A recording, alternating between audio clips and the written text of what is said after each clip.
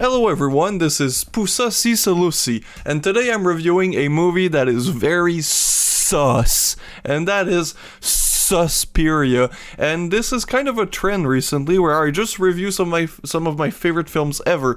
Now clearly this is not in the same vein as the last video I made where I talked about The Mutilator, because this is actually not a film that I am the only one that really loves.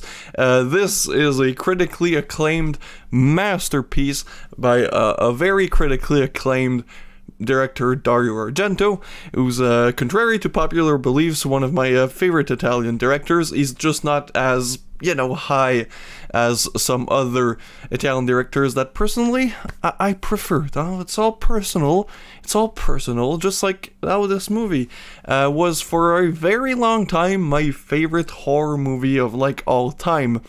Then I watched The Beyond 50 times, and I watched a couple other movies that I adore, and then I was like, yeah, this is still top 5 probably, but there are some other movies, the horror movies, that I like more than this. And honestly, this can't beat The Beyond. The Beyond is not only my favorite horror movie of all time, but my favorite movie of all time, which you'll learn more. Spoiler alert. This week's video on my main channel is The Beyond. And today, but Suspiria, everybody knows Suspiria. If you're watching this and you haven't seen Suspiria, what are you doing? This is not only one of the best known Italian horror flicks, but it's also one of the best known horror films. It's still pretty obscure, your mainstream audiences that go to the theater to go see Five Nights at Freddy's might not know about Suspiria, but usually people who deep dive a bit more in the horror genre will probably know this one.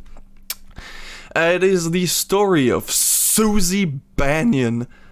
It's just funny because this is clearly written by an Italian, and they were like, mamma mia, what is the name? That sounds very American. Susie Bannion. And she's a dancer, a ballet dancer. She does ballet. She's an artiste. And she flies to Germany to go see Germans. There is this very well-renowned ballet school in Frankfurt, I think. So she flies out of New York, and she gets to Germany, and already things get pretty weird. She comes out of the airport, it's already super Argento-esque with the colors, the beautiful popping Technicolor. That is probably what makes this film so great, in my opinion, because I'm somebody who, let's just say that I really like style. And if you're more of a substance person, you might not like this one as much, because this is very much a visual film, a visual experience, and then you have, of course, the audio aspect, the beautiful Goblin soundtrack. And my biggest problem with this film, and I talked about that with the boys and they disagreed, but then when the film ended I was like, yeah, I still believe that, is that this as one of the best beginning of any horror movie ever. The first 15 minutes where you see all the amazing stuff with the girl running out of the ballet school in the rain, and then where she goes and then she gets absolutely fucking destroyed. It is so technically beautiful with the symmetric cinematography, the amazing editing, the wonderful music. It is a work of cinematic arts, and it comes at the beginning, which is great when you're me who saw this for the first time at 12 and you had a short attention span. This was great for that. But growing up, I'm like, man, you did your money shot during the first 15 minutes, and it's still, after that, the film is still amazing. It's still, again, Argento fanboys, it's calm down. I adore this movie. I just told you that this isn't my top 5. I'm just saying the beginning is a bit too good, which doesn't sound like an issue, but I mean, it's so great. It's amazing.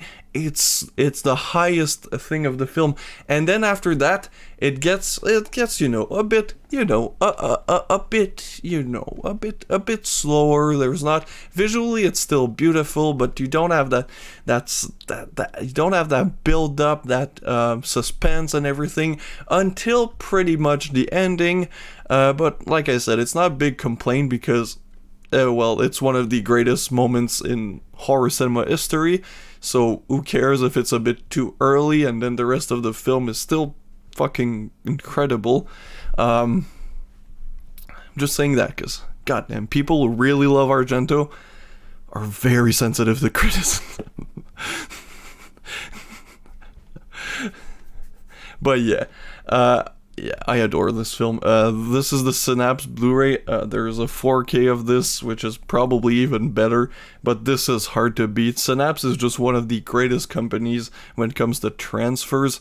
They take their sweet time, and it shows. So if ever I upgrade to a 4K Blu-ray, this is definitely gonna be a release that I buy basically like day of buying a player, because this is like the ultimate visual film.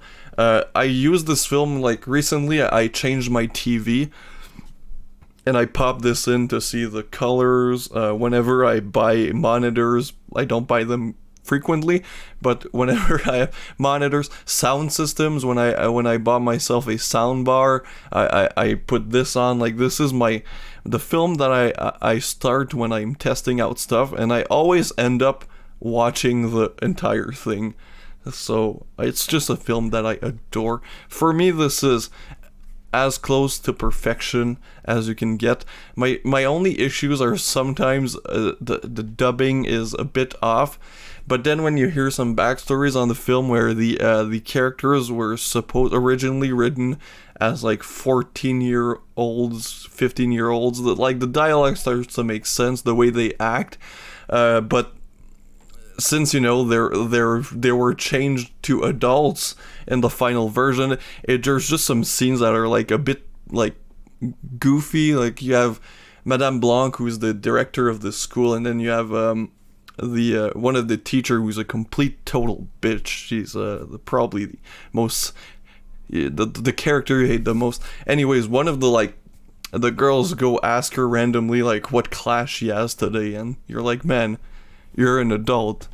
Don't you have a schedule? Like, you kind of your job to remember what class you have. So you don't have to ask your teacher. You should know. And like the Susie and Sarah names that start with an S, and then they're like, there's a few scenes like that could be off-putting to somebody who isn't experienced in the world of Italian horror, but to me they're just funny sequences. And even though it is a brutal death scene, I will never not laugh at the girl falling in the pit of barbed wire, which is another one of my favorite scenes. Again, this beautiful blue tint, and yeah, cinematography is incredible. The music is beautiful. It's Goblin, of course. Makes sense. They're great. Visually, it's striking. Plot-wise, you know, it's fairly standard. There's there might be some witchery, some supernatural stuff. That's the thing I like about Argento. He plays with real things, and then he adds a bit of supernatural things where you're not sure until you discover what is going on. And yeah, no, this is clearly, you don't even need to know the rating. This is a 10 out of 10. This is one of the greatest horror films ever made. Yeah. Bye.